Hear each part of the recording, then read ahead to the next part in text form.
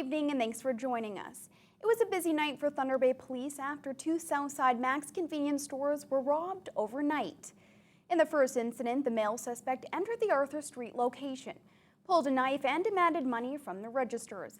The employee complied and the suspect eventually fled. He's described as 5'10", 6 feet tall and weighing approximately 190 pounds.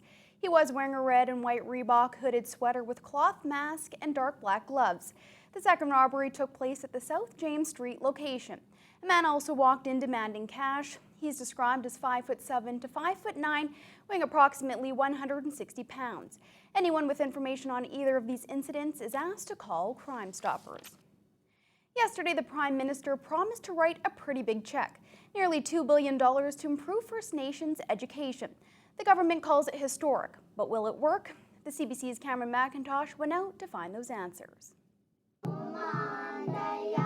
Sandy Bay First Nation is rooted in its Ojibwe culture. In the nursery to grade 12 school, that culture is taught from a very early age. Has dreams that are broken. At the same time, students here are being held to the same standards as non-Aboriginal students, not something every reserve school can say. A culturally balanced approach to learning getting through to students like Nathaniel Gibosh. I didn't really learn much about my culture until I came here. I'm finally finding myself. The school is on reserve, but it teaches provincial standards, and there's a funding gap there. Through Aboriginal Affairs, each student gets about 65% of the funding a student off reserve would get. That's creating challenges. The school and band are both cash-strapped. At times this year, teachers' paychecks have bounced, but the government sees merit in this type of teaching. We are prepared to move forward on this. The Prime Minister is promising $400 million upfront and yearly increases for First Nations schools. That's the first increase in First Nations school funding in 22 years, with an emphasis on cultural teaching to try to curb dropout rates. But will it work across the country? Here in Sandy Bay, it means about $235 per student per year. I'm glad there's some movement. They're a long ways off from what we need, but I'm glad there is movement.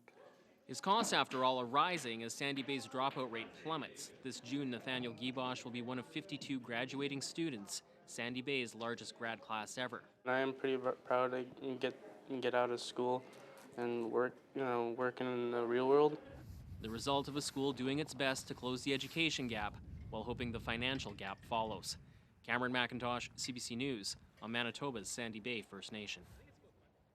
The energy for new mines and remote First Nations needs to be generated in the north. That's according to progressive conservative finance critic Vic Fedeli. Fedeli was in Dryden and Kenora on this week alongside Kenora Rainy River PC candidate Randy Nicol on a tour leading into the provincial Liberal budget. He says the concern he has heard from most Northerners is the rising cost of electricity. Fedeli claims Ontario pays $500 million a year for Quebec and the United States to take excess power from Southern Ontario. Meanwhile, Northern Ontario doesn't generate enough power to meet its needs. New companies building mines that are off the current grid, he argues, shouldn't be asked to plan for that power to be generated from diesel. With a mine that wants to build a power plant of 17 to 25 megawatts out of diesel, good heavens. In this day and age, the real solution is generating power here, transmitting it to the Ring of Fire, but powering up the First Nations along the way. As everyone is aware, we have been experiencing one of our coldest winters in recent history. So it doesn't come as a surprise that the Great Lakes are experiencing their largest ice cover in nearly 2 decades. On Lake Superior, almost 60% of the lake surface is now covered in ice. It's a development that's contributed to a healthy rise in water levels. Lakehead University Assistant Professor of Geography Adam Cornwell says that's good news. Higher water levels are a major benefit for the shipping industry and for recreational users. A long ice cover season, according to this research, has an effect on evaporation by keeping the lake cool for a longer period of time. Peak evaporation over the lake, according to this research, wasn't until December. And the colder it is in the spring and summer, the less the lake will warm. And that lower temperature will lead to lower evaporation rates, and that will have a significant effect on lake levels, probably for 2015. Cornwall also says major declines in lake levels can lead to problems for communities that rely on the lakes for the municipal water supply. Well, Terrace Bay has now produced a new housing plan projecting 250 homes needing to be built over the next decade. As John Thompson reports, a generational shift is driving those new housing needs. Cribbage games help pass the afternoon at the Terrace Bay Senior Center. They've pegged through years of home ownership, but the need for new cribs is close at hand. Karen Morley is the center's program coordinator. She worked for the town when the last housing units were built 35 years ago and says the needs of the baby boomers are changing. Some kind of condos or apartments where there would be a little bit of assistance, maybe a dining room, like that level of help, where we can get away from doing the yard maintenance and all that kind of stuff, and but still be living independently, because I think the majority of our seniors that belong to this club are still pretty active and engaged in things. The Thunder Bay District Social Services Board rejected a proposal that would have constructed a 10-unit supportive housing project this year. Terrace Bay has gone back to the drawing board, painting a landscape of 250 dwellings to be built over 10 years, from low-income duplexes to intermediate seniors' residences to executive housing planned for the harborfront in Hydro Bay. Jody Davis built his home in 1979. The newly appointed mayor of Terrace Bay says the housing needs have been stable for the past few decades due to a generation lost to outmigration. But with 50% of the labor market retiring over the next decade, the plan is positioning the town for the next generation. Not only at the mill, but around town.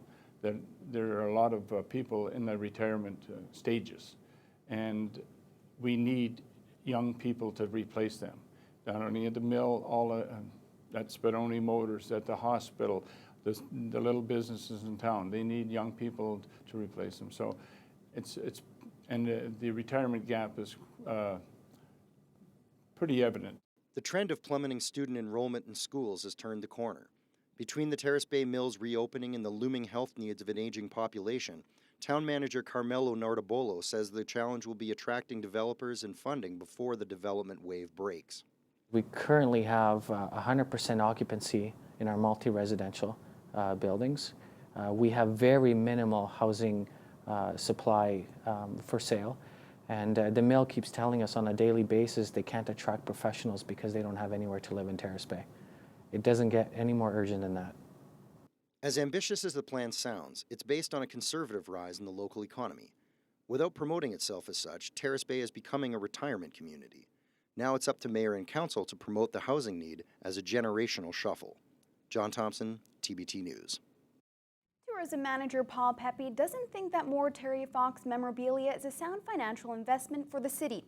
We talked to Thunder Bay residents to see if they thought it would make for a good tourism attraction.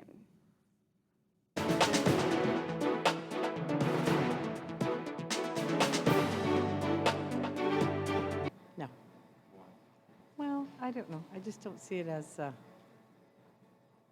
I'm just trying to think of myself as being a tourist. And I can't see it something that I would be, I mean, I would drop in and see the monument, but I can't see me as a destination. I think it'd be very important because Terry Fox did a lot for Canada and for the Cancer Society and whatnot. He, if it wasn't for Terry Fox, we wouldn't have had, because of him, there's many donations made to the Cancer Society. I don't really care for the idea of Terry Fox's memory and legacy being turned into a tourist attraction. I think it's wonderful to honor his legacy and his memory and the contributions he's made to Canadian society and continues to make to Canadian society. However, I think it's a bit, it's not very nice to make money off of that or to try and entice people to the city for that sole reason. Are you disposing your pharmaceutical products safely? Every year since 2008, EcoSuperior has been reminding the public to dispose of their medications safely through their medicine cabinet cleanup campaign. Program coordinator Ashley Priam says flushing medication or throwing it out in the garbage can be quite dangerous, not just for the environment, but for your health as well. What's been happening since is we're starting to find trace elements of some of these pharmaceutical products show up in the waterways, things like hormones, antibiotics, painkillers, antidepressants. So we realize now that we need to keep them out of the environment in case of possible harmful effects. This isn't just limited to prescription pharmaceutical products, but also includes over-the-counter products. Everything from cough syrups and painkillers to vitamins, minerals, and supplements. When the time comes to dispose of the products, keep them in their original containers and bring them to your local pharmacy. You can do this any time of the year. Well, it's a program that's designed to provide clothing for those who might need it here in Thunder Bay. The Community Clothing Assistant Program typically runs during the holiday season, but thanks to one mother-daughter duo, there's still an opportunity to help out. Smith and Melanie Hamilton are opening their house up to the public for the event. They are accepting socks, underwear, or a monetary donation for children who can't otherwise afford it on their own. While you can swing by, you can warm yourself up by the fire, listen to some live music, or even enjoy some refreshments. Smith, there's a reason they have such a specific list of items that are needed. We can give, we can share, and we all do.